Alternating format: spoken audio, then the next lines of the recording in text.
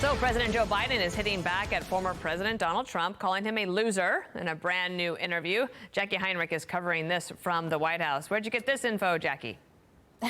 Good morning, Dana. You know, the key pillar of Biden's campaign is reminding voters about former President Trump's efforts to overturn the 2020 election. They want to sear in people's minds images from January 6th because they are tracking a huge swath of voters who came out in the midterms and last year's state and local elections to vote against Republicans, but did not come out in 2020 to vote for Biden. So they're trying to continue that momentum, drive that voter turnout in 2024, saying that if Trump wins again, he could undermine democracy. And in a rare interview, Biden even suggested that Trump could take that approach if he doesn't win, telling the New Yorker, quote, "Losers who are losers are never graceful. I just think he'll do anything to try to win. If and when I win, I think he'll contest it, no matter what the result is."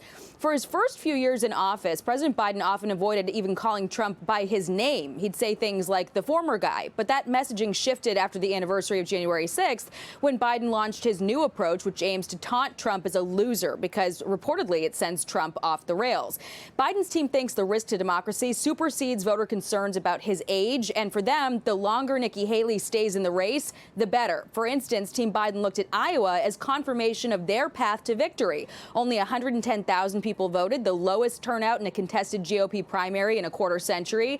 And of the people who did vote, nearly half chose someone other than Trump.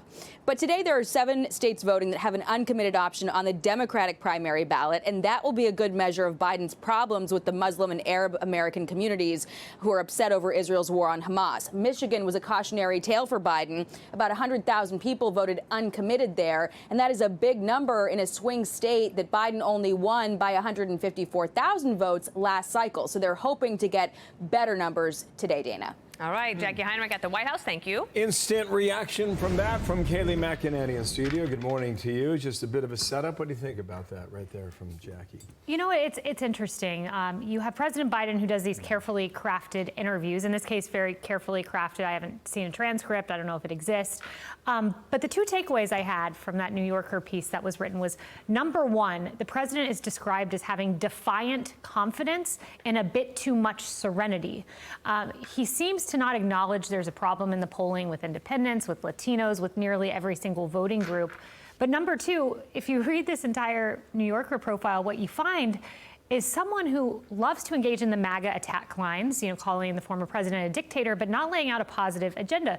Does that work? We will see in time. But I think he would have a better go at it if he uses the State of the Union to create a positive narrative to move the country forward. And also because he doesn't realize, I don't know how they don't realize this, because this was true about deplorables in 2016, that if he says you're a MAGA extremist, you don't care about America, you're a loser, that Trump supporters and voters think that they're talking about them. Exactly. And so that affects them. Plus, Jonathan Chait, who I think would probably want Biden to win, he tweets that can Biden himself make good decisions about the campaign if he doesn't have accurate information about what the state of the race actually is? And that was another part of the New Yorker piece that I'm like, is he actually know what's happening? And look, this is a problem for any president. You have your bubble, you have your White House advisors, and you rely on those advisors to come to you with the polling to show you an honest assessment of where you are. Someone like David Axelrod has done that as an outside Democratic voice.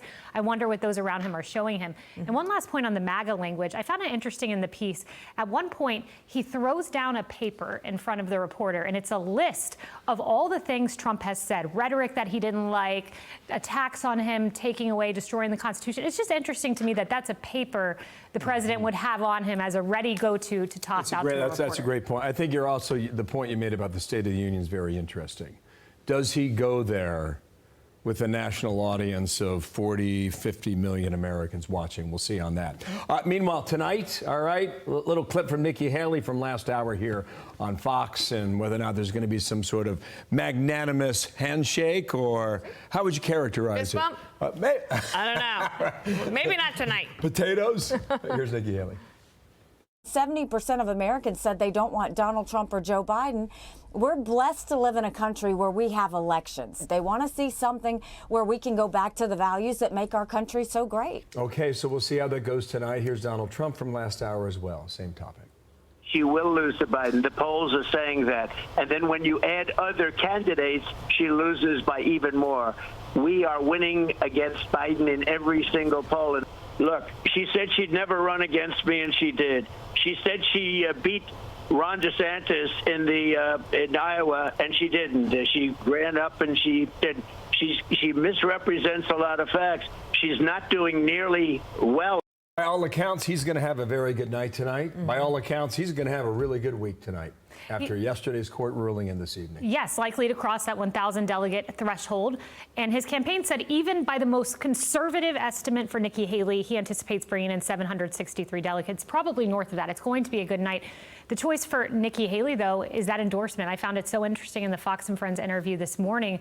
She mentioned the convention when asked if she would endorse the former president. The convention is summer. Mm-hmm. So is this a situation where if she doesn't prevail in the way she hopes tonight, she steps down at some point and doesn't endorse? The party does need to unite and come together, and it's incumbent upon the former president and Nikki Haley to figure out how to do that. What do you think his messaging is like tonight? What's the tone and tenor? Here's what I hope he says. Nikki Haley said a general election gives you a choice. And I hope he looks in the camera and says, Nikki Haley, you and your voters will have a choice where your daughter can go for a run and not fall victim to someone who shouldn't be in this country, a choice of affording a home with these sky-high interest rates. I hope he delivers the choice in a general election way and says, Nikki Haley voters, come home to me, because the choice is clear. Wow.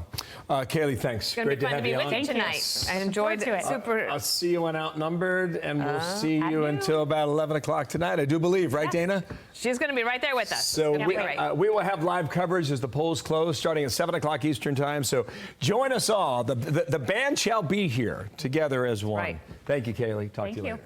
I'm Steve Ducey. I'm Brian Kilmeade. And I'm Ainsley Earhart. And click here to subscribe to the Fox News YouTube page to catch our hottest interviews and most compelling analysis.